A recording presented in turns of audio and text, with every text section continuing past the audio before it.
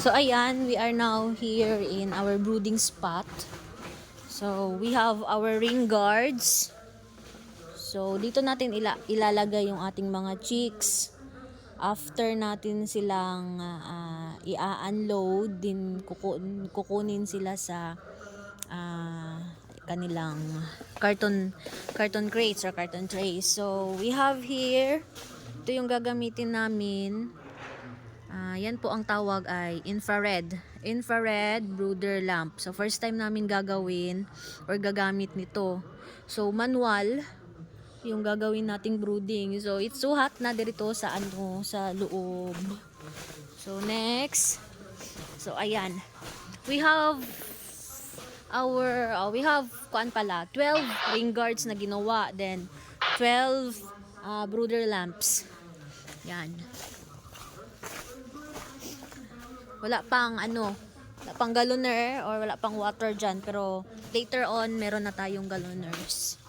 So here, puntahan natin yung ating mga boys and girls na nagkuan ng ating tawag nito, ating brooder lamps. So yan, that's it.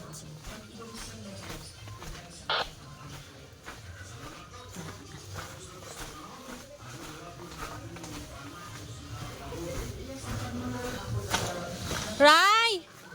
Kusog kayo ni Ray, oh! Kusog kayo. Pinayasak. Kasi masunog ta. Nga nila. Oo, pwede na. Oo. So, yan.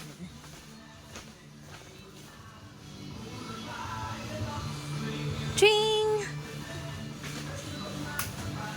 Ubus na yung papel ko, hindi pa nagsinday. Hindi, baka ubos na din mamaya yung ano mo.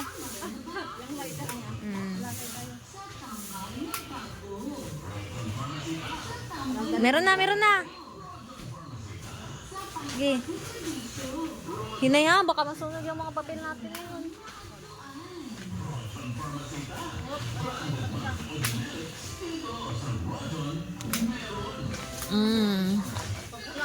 Yan, ito pong gagamitin namin on the third day na siguro.